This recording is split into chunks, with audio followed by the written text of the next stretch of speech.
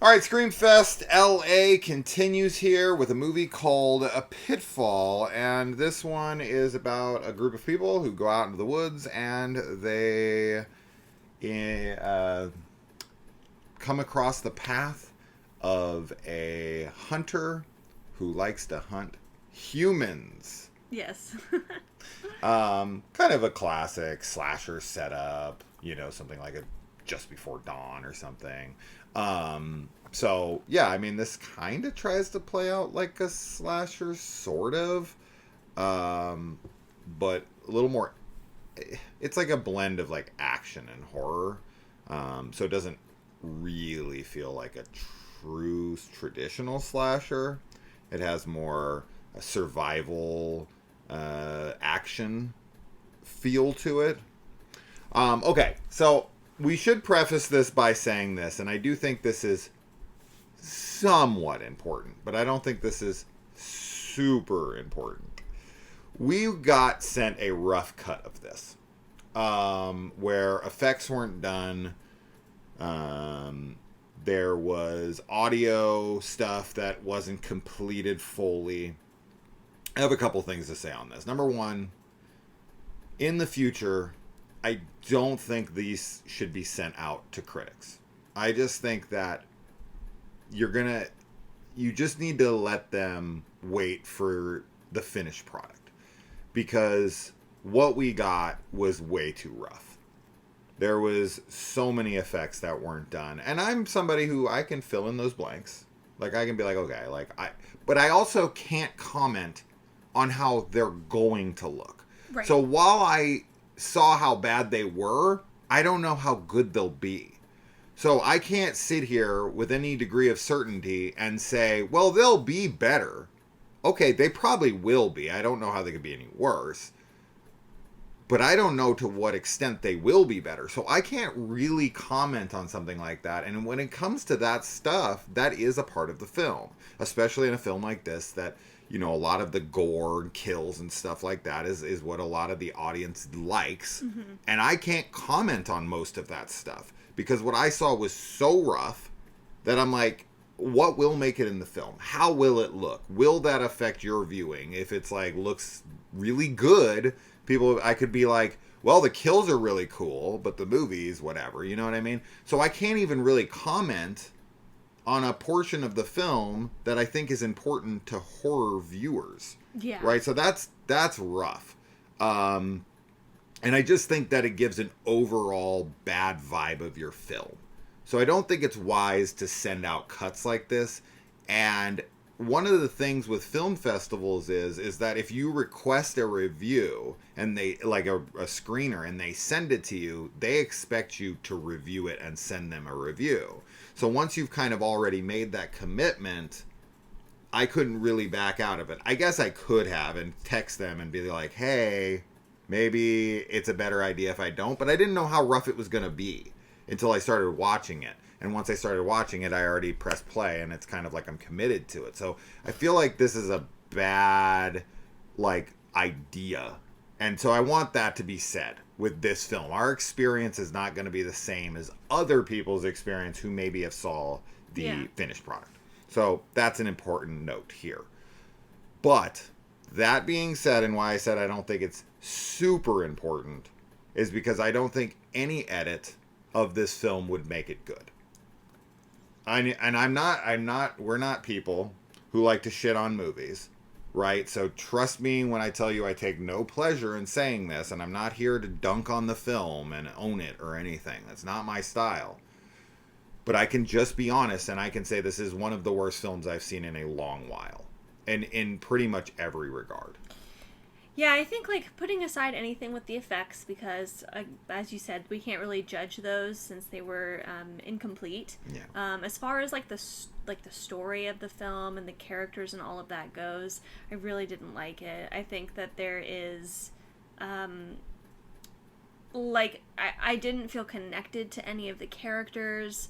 There's some relationship drama stuff that's happening that I didn't feel like was fully fleshed out, and also didn't really make sense when we get context for why there are conflicts, issues between the people. we were both very like, this just doesn't feel realistic. It doesn't make sense. No.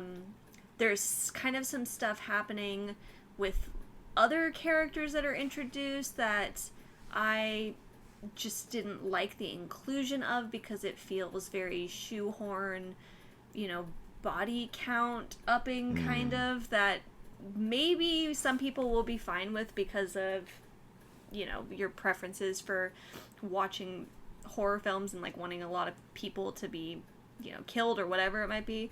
Not saying that everyone dies or anything, but just saying like, it depends on what you think about that.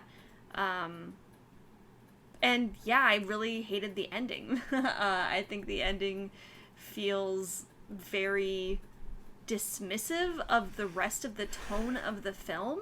Yeah. And just didn't work for me at all. And I was also personally having some issues with the killer in this. Although I think, you've made some good points when we were watching it. I don't know if it might just be nitpicky, and because I was overall not liking the film, and if I had liked other parts of it, I wouldn't have necessarily had a problem with it. But I was just very confused and just felt like the killer was not very, he felt very flat. That's all. Yeah.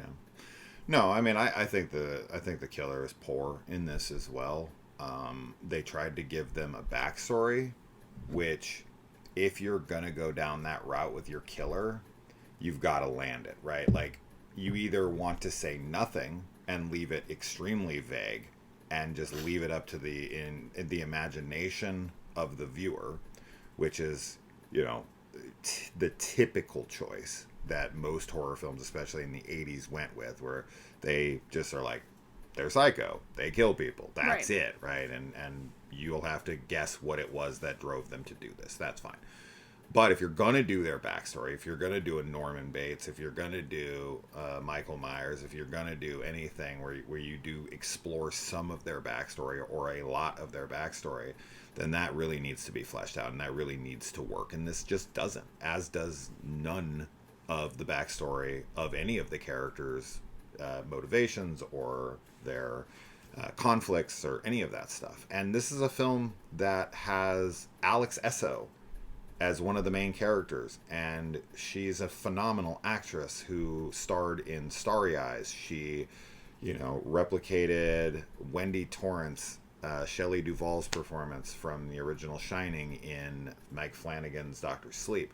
Like, this chick has super big range, is a credible actress.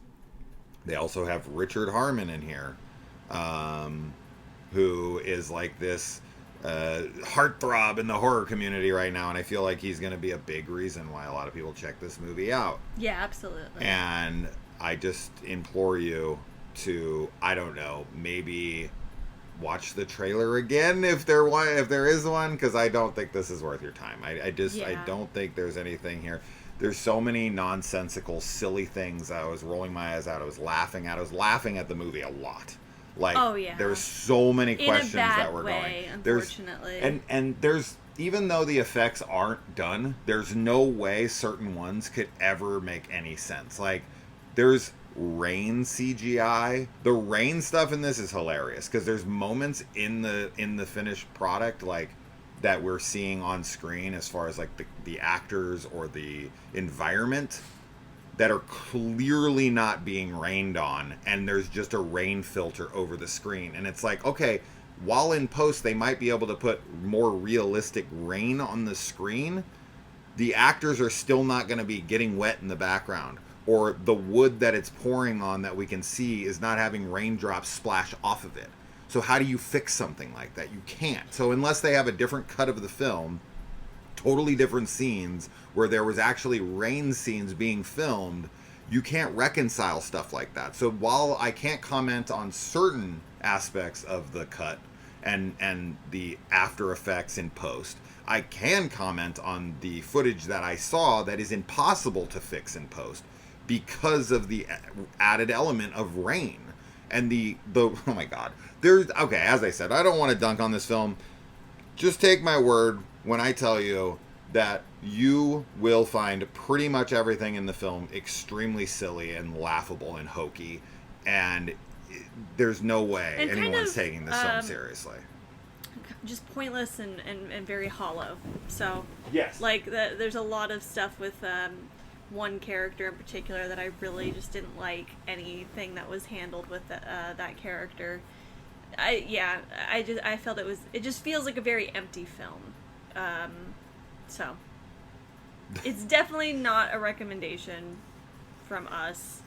And it does make me not really ever want to watch, like, any screener that is a rough cut of a film, because as you said at the beginning, I just don't think it's a fair assessment of the, like, final product, and I don't feel like it lets us do our job as reviewers to, like, recommend it to the right people that would be interested in it, because we don't truly know, like, what it will look like in the end. It could be, you know, very different in a lot of ways or whatever, and it while just I doesn't feel agree, fair. I also need to reiterate, there's no way that a cut of this movie exists that's good. So while it's not finished, I can tell you with what we have to go off of, the movie is not good. Period. Plain and simple. So I hate to say it, but it's true.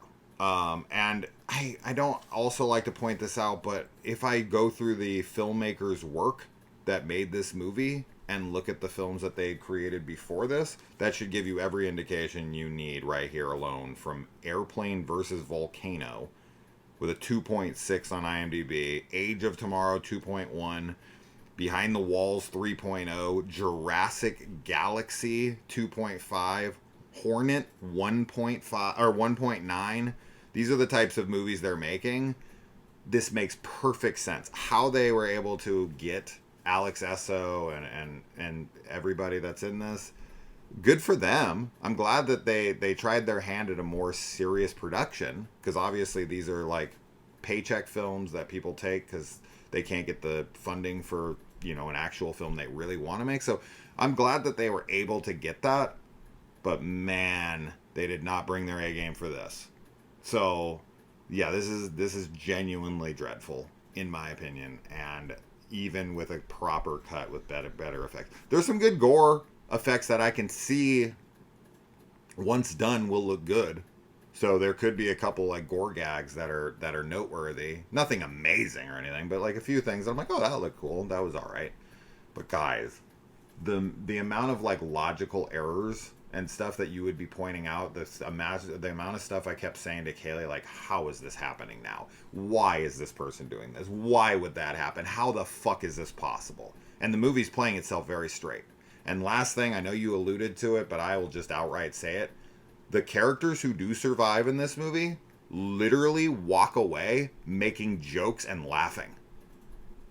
It was and other people that they love are literally like, right next to them, dead. Important people in their lives, yeah. And they're just like, they're literally making jokes and laughing as they walk away, and you're like, and the person literally just died. Like, I know people use humor to cope and stuff, but it really doesn't fit the rest of the film, where there is a character that is like kind of the comedic relief, and there's a little bit of like more lighthearted stuff at the opening. But once things like are going on, it's all very like dark and like, you know, serious. It's a very serious film. And then the inevitable stinger that they always have to do at the end of shitty horror movies funny. Is awful. It's really and bad. Hilarious, and we rewound it and watched it multiple times. We did, because we were like, wait, what?